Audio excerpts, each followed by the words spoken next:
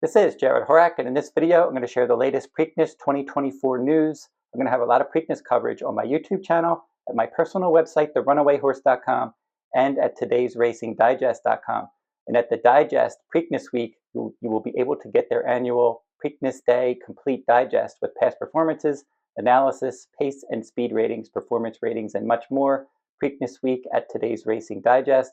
And then I'm going to also be offering my Preakness Day full card at the Digest website as well, and at my personal website, therunawayhorse.com. And if you go over to my sales page on my website, you'll see my full card schedule.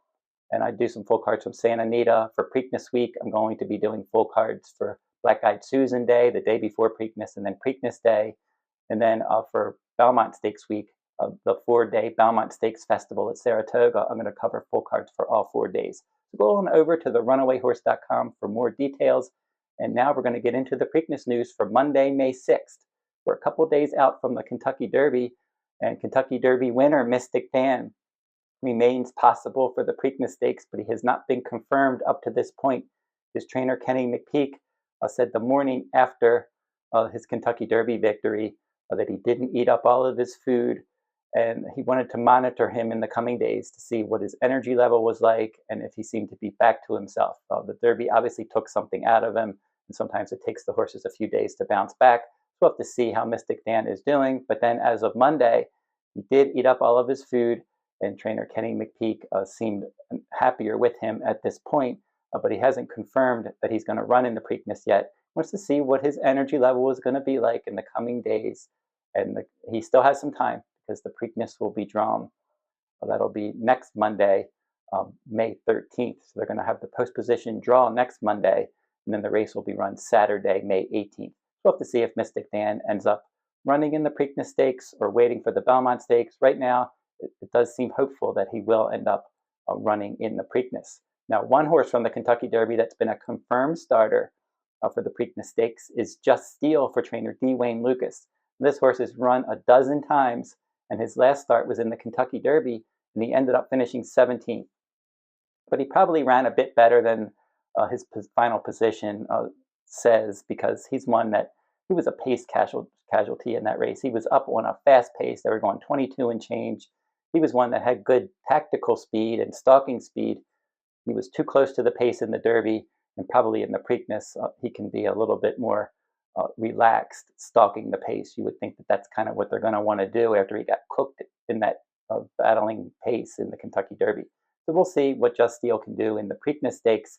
He's won a stakes race around one turn, and then he hit the board in multiple Kentucky Derby points races around 2 turns, including a runner-up finish to Muth in the Arkansas Derby, and Muth is your likely Preakness favorite.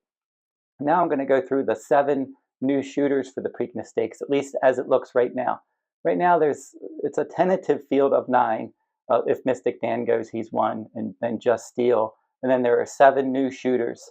And we'll discuss those horses that did not run in the Kentucky Derby. And I'm going to go in the order of preference, the horses that I like the most of the new shooters, down to the horse that I like the least.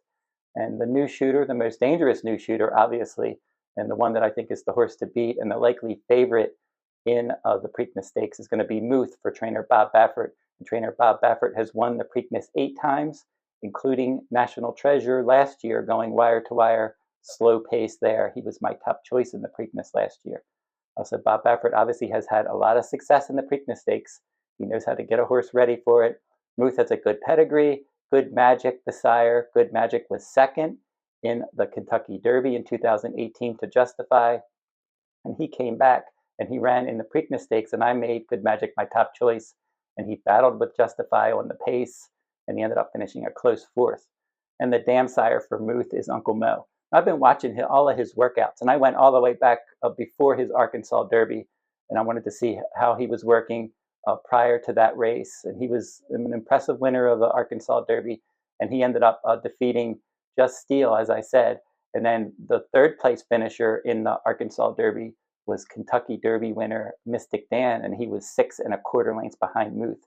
So Muth has already beaten the Kentucky Derby winner, and he comes in to the Preakness fresh. He hasn't run since March 30th.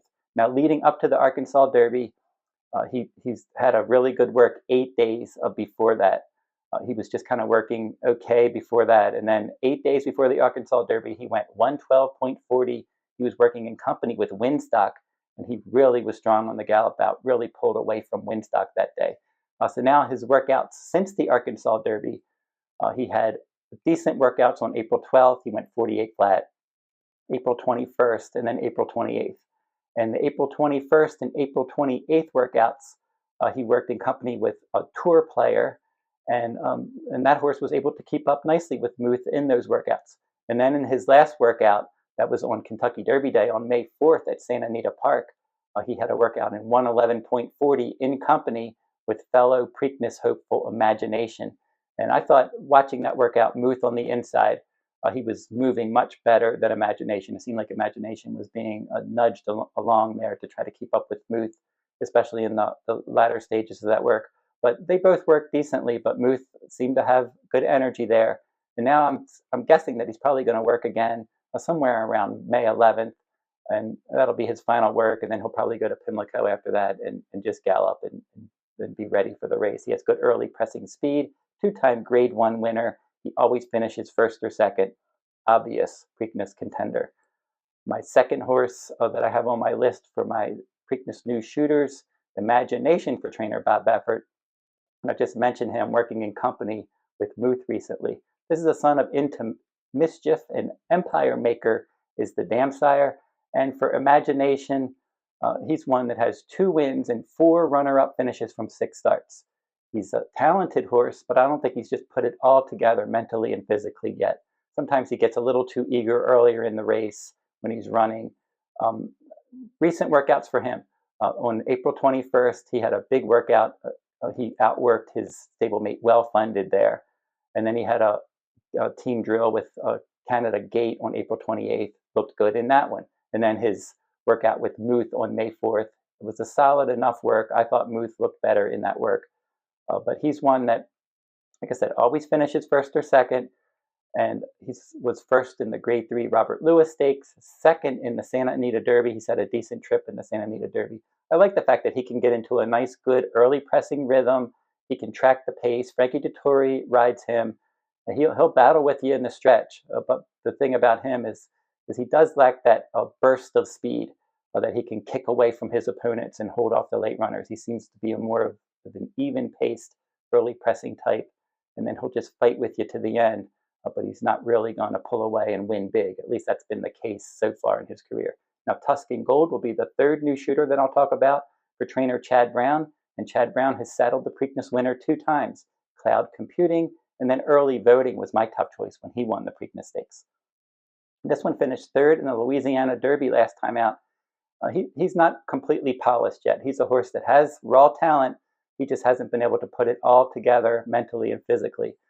I said that about Imagination, but Imagination is further along on that scale than Tuscan Gold. He's only run 3 times. Medaglia d'Oro is the sire. Preakness winner Curlin is the dam sire here. And for this one, his Louisiana Derby was solid. Outer pace, wide trip, tracking the pace. He ran well, finishing a decent third. Could have been closer with a little bit of a better trip there. He had some, after the Louisiana Derby, he had some team workouts with Domestic Product, who finished up the track in the Kentucky Derby. Domestic Product, a good workhorse. And on April 13th, they went 4 furlongs and 48.40. And they did the same thing on April 20th.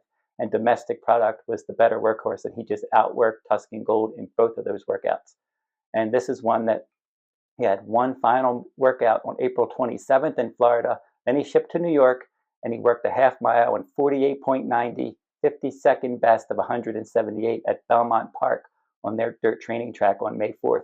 And he's one that could end up in the Preakness, or he could run in the Peter Pan Stakes on May 11th. We'll have to see what they do. They may enter him in the Peter Pan, take a look at the field, see what they think, and then see how the Preakness field is coming together, and then decide maybe to either stay in the Peter Pan or scratch and run in the Preakness. We'll have to see what the connections end up doing. Right now, Chad Brown does seem to think that this one lacks the seasoning necessary to win the Preakness, but We'll see what they end up doing depending on what the Preakness field looks like, most likely. Now, Seize the Gray for trainer D. Wayne Lucas, a second D. Wayne Lucas trainee here, is the son of Arrogate. Smart Strike is the dam sire. D. Wayne Lucas has won the Preakness 6 times, so he certainly knows how to get a horse ready for the Preakness. So he's going to have Seize the Gray and Just Steel. Just Steel's got decent tactical speed. Seize the Gray does as well. So Seize the Gray is one that continues to improve with racing. He's been faster this year than he was as a 2-year-old. And as a 2-year-old, he was 3rd in the Skidmore Stakes, 4th in the Iroquois Stakes. That was the first Kentucky Derby points race last September. Then he returned and he won a nice allowance dirt route at Oaklawn Park on February 24th, earned an improved speed rating that day. Then he was 3rd in the Grade 3 Jeff Ruby Stakes on all-weather ground, 7th in the Grade 1 Bluegrass behind Sierra Leone, who lost the Kentucky Derby by a nose. And then he was 1st in the Kentucky Derby undercard. He ran in the Grade 2 Pet Day Mile, a 1-turn mile, and he was able to win that race. A nice victory there. So D. Wayne Lucas is going to bring him back in 2 weeks and try the Preakness Stakes. He's got some positional speed, and he's one that maybe if you're playing exotics in the Preakness, he could be worth a look. Seize the Gray is a horse that nice pedigree. He's like I said, he's faster this year. He needs to continue to get faster. Uncle Heavy is a horse that they are considering for the Peter Pan and the Preakness Stakes. Trainer Robert Reed Jr., this is the son of Social Inclusion, and he won the Wait for It Stakes at Parks in 2023. And then this year, he won the Grade 3 Withers, a Kentucky Derby points race, and he won that by a nose from an outer post. And he was racing wide throughout. That was at 1 mile and an 1/8. And then he was wide from the outside post in a 12-horse field in the Wood Memorial, and he ended up finishing 5th of 12. Again, that outside post really hurt his cause. Uncle Heavy has some ability.